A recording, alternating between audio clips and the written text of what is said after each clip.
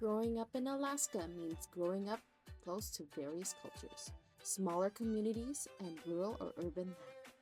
However, for many children, it also means growing up without consistent access to healthy food. Food insecurity is a growing problem that many families struggle with. But what is food insecurity? It is the lack of consistent access to enough nutritious foods for an active and healthy lifestyle.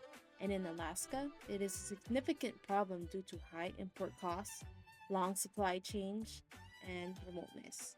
Food insecurity isn't just a statistic, it's something that families feel every time they go into a grocery store and the food options are bare. In this video, we will explore how food deserts are shaping childhood nutrition and what it means for the children in Alaska. According to Feeding America's 2023 data for Alaska, many communities face child food security. The rates are above the national average in the US. It is 14.3%. Alaska food insecurity rate is 14.5%. It highlights how widespread the issue is. These numbers matter because behind each percentage is a child, a family trying to learn, grow, eat, and live.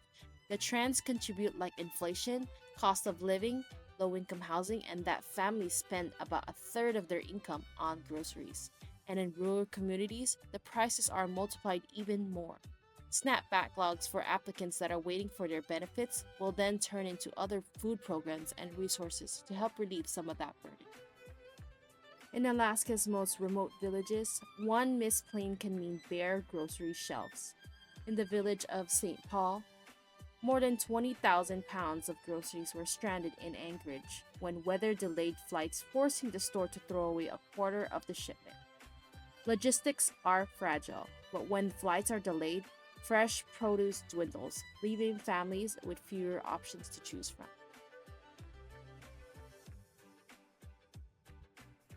In Skagway, this town receives weekly barges, and you would expect they would have easier access with its frequency.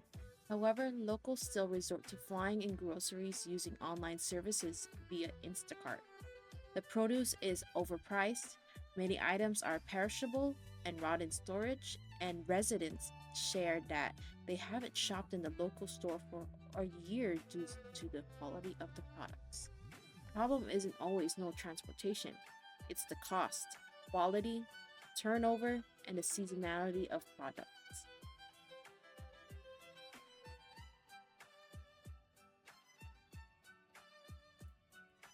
For many Alaska Native communities, they rely on traditional foods and subsistence practice. But climate change, logistics, and rising costs can interfere with these practices. For example, in Savunga, they've shifted reindeer herding toward a red meat industry and a subsistence decline. The integration of growing local and bringing it into supermarkets has raised its agriculture. Yet, many farmers still need to do side hustles to make ends meet. Local production is promising, but it still remains small scale and out of reach for some rural communities. We can strengthen local food systems by reducing reliance on costly imports, especially for early childhood education meal programs.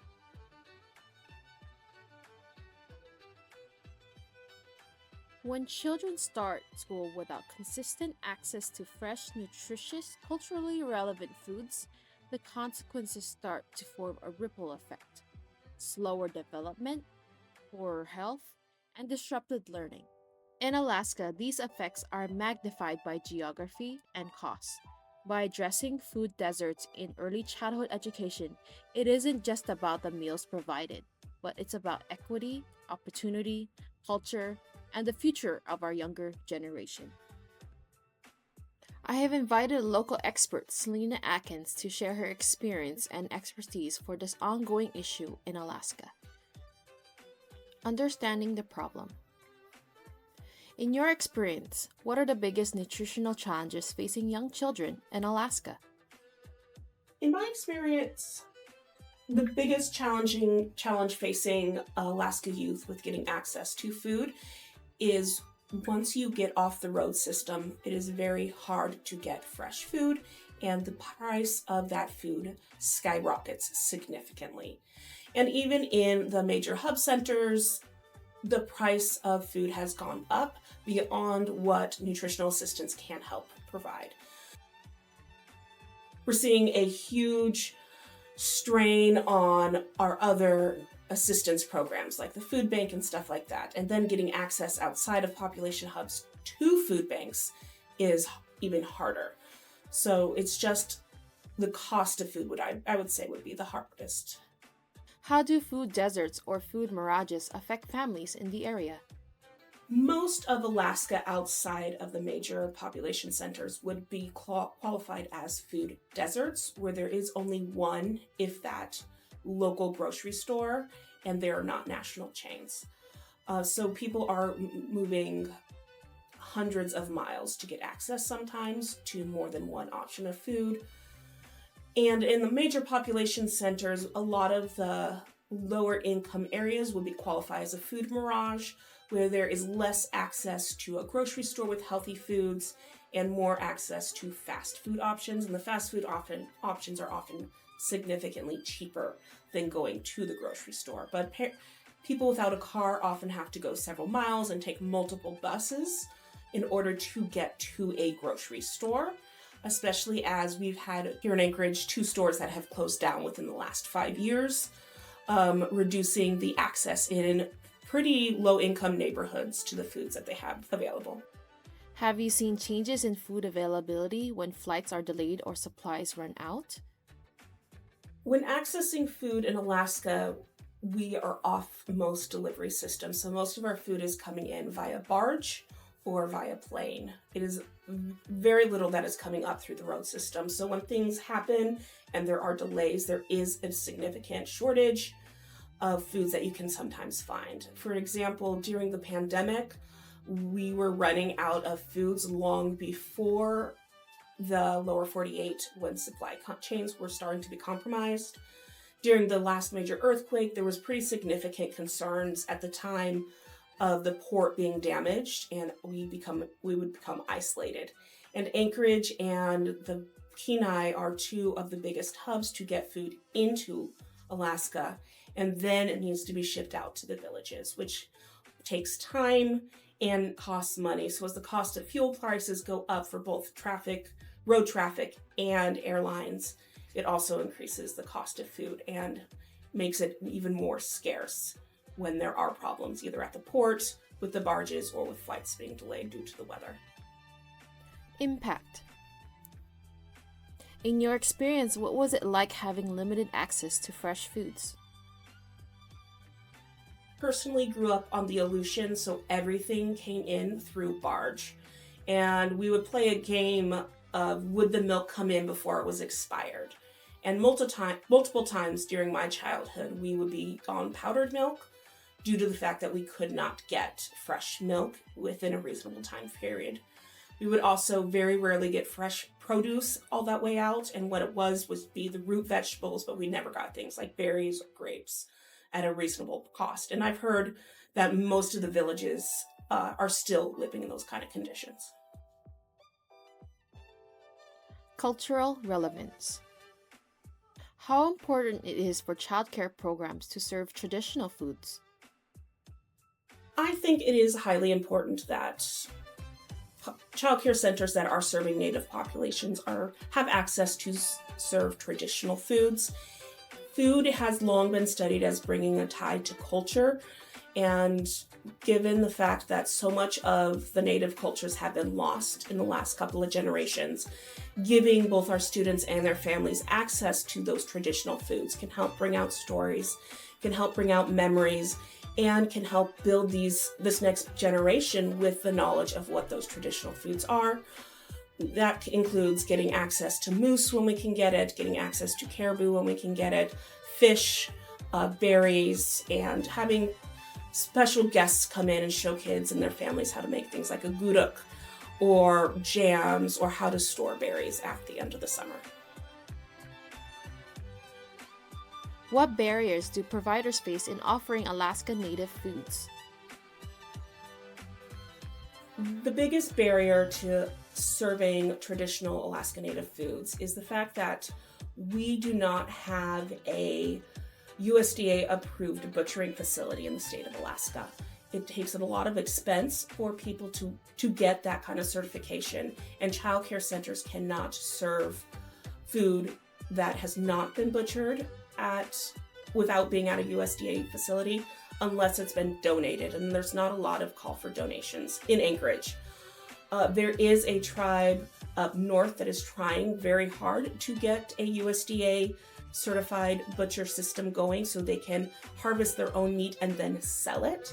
But there is just not access to commercially available traditional foods, so we are relying solely on donations. Local solutions. What programs have you seen that help families access fresh or traditional foods? The Food Bank of Alaska has recently been able to accept donated traditional foods, which helps access to those who are low income. The Native Health Consortium also accepts donated food and then will distribute it to elders or people who are going through their system to help families get access to that. There are other Native corporations that have programs where they are teaching the next generation how to do subsistence lifestyle or do harvesting and things like that to help bring those kind of accesses to it. What community-led solutions do you believe are working? Foods or in general? In general. Okay. There has been a growing understanding since the pandemic and before that the earthquake to start having a more robust, locally sourced food system so we are not relying 100% on foods from out of state. It is very slow going, but there are several committees at the federal or the state level working towards those solutions, working towards getting more grants towards small farms to help us build up that base. There's other programs like larger farms like Alaska Flour Company and the Alaska Dairy Farm have been expanding the last couple of years to help try and build up a stock of local foods in case there's an emergency, which has been a great solution. It is slow going, it is not well known, but there is a focus moving towards that. Future improvements. If you could change one thing about Alaska's food system for kids, what would it be? I would love to see a more focused group. I would love to see more of a focus for students on locally sourced foods, both in the school district and in childcare centers. We very much look at nutritional education through the white European lens, which doesn't match the foods that we can actually get. We can't get a whole lot of grains locally sourced, but there are other ways to get those things. There are projects like My Native Health or My Native Plate to work on re-envisioning how we balance our foods in our food education so we can show that our local foods are just as healthy and what kind of ratios and percentages would lead to a healthy diet locally.